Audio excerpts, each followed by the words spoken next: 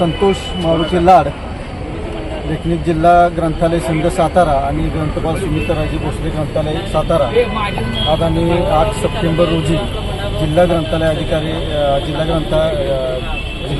जिल्हाधिकारी कार्यालयात आमच्या सार्वजनिक ग्रंथालयांच्या ज्या काही कर्मचाऱ्यांच्या समस्या आहेत ती जवळजवळ बरीच वर्षे प्रलंबित आहेत। या संदर्भात आम्ही सार्वजनिक ग्रंथालय कर्मचारी विकास परिषदेच्या वतीने आम्ही जिल्हाधिकारी साहेबांना आमचं निवेदन सादर केलेलं आहे। याबाबत ज्या काही आमच्या प्रलंबित जी काही मागण्या आहेत त्यांचं निवेदन आम्ही सादर केलेलं आहे। यामध्ये आणि हे निवेदन आम्ही जिल्हाधिकाऱ्यांच्या मार्फत माननीय देवेंद्र फडणवीस साहेब मुख्यमंत्री, चंद्रकांत दादा पाटील उच्च तंत्रशिक्षण मंत्री, प्रकाश आंबेडकर साहेब आरोग्य व कुटुंब कल्याण मंत्री, सचिव उच्च व तंत्रशिक्षण मंत्री महाराष्ट्र राज्य, माननीय उपसचिव उच्च व तंत्रशिक्षण मागण्या काय आता मागण्या ज्या आमच्या आहेत त्या अशा आहेत की आज 40% अनुदान यापूर्वी आमचं घोषित केलं होतं की 40% अनुदान वाढ देतो म्हणून ते अद्याप काही झालेलं नाही, तर त्या वाढीसंदर्भात शासन निर्णय व्हावा।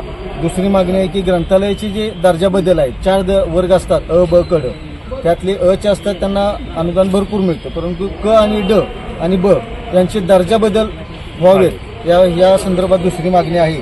त्यानंतर ग्रंथालय अधिनियम जो कायदा केला होता 1967 साली, त्यामध्ये सुसंगत अशी सुधारणा करण्यात यावी, म्हणजे ग्रंथालय कर्मचारी यांचे काम 6 तासाऐवजी 8 तास करण्यात यावे अशी एक मागणी आहे।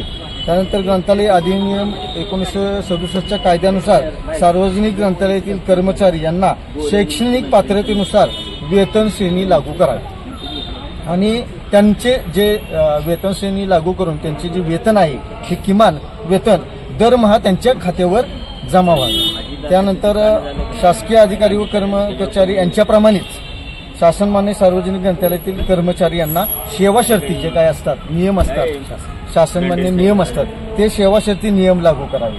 त्यानंतर ग्रंथालय कर्मचाऱ्यांच्या वेतनात दरवर्षी 10% वाढ करण्यात येईल। तसंच विमा म्हणजे जो असतो हॉस्पिटलच्या माध्यमातून, विमा हॉस्पिटलच्या माध्यमातून ग्रंथालय कर्मचारी यांना वैद्यकीय सेवेचा लाभ मिळावा आणि ग्रंथालय कर्मचाऱ्यांना असंघटित कामगारांचा दर्जा प्राप्त व्हावा। म्हणजे अशा ज्या काही मागण्या आहेत की मेन मागणी आमची आहे की वेतन श्रेणी मिळेल, जे तुम्ही अनुदान जे देतात हे अगदी अल्प प्रमाणात आहे, म्हणजे अगदी क आणि ड वर्गाला जर त्या शिपायाला ग्रंथपालाला 1,500 आणि 2,000 पगार मिळत असेल तर त्या 1,500 आणि 2,000 त्याने आपलं उदरनिर्वाह कसा करावा।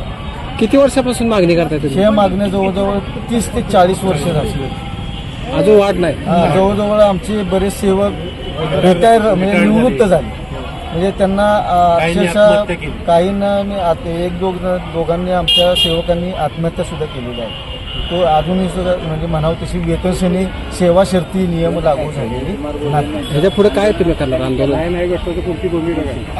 आम्ही आता आंदोलनानं आणि मुंबई आझाद मैदानावर आमचं सगळं म्हणजे आपलं सातारा पुढचं नियोजन आम्ही शक्यतो मुंबईला आझाद मैदानावर आमचा उपोषणाचा हिवाळी अधिवेशनात आम्ही उपोषण मार्ग आम्ही जोपर्यंत बसणार आहोत, पाठपुरावा होत नाही जोपर्यंत पाठपुरावा होत नाही तोपर्यंत आम्ही न्याय मिळत नाही तोपर्यंत पाठपुरावा सातत्याने करणार आहोत।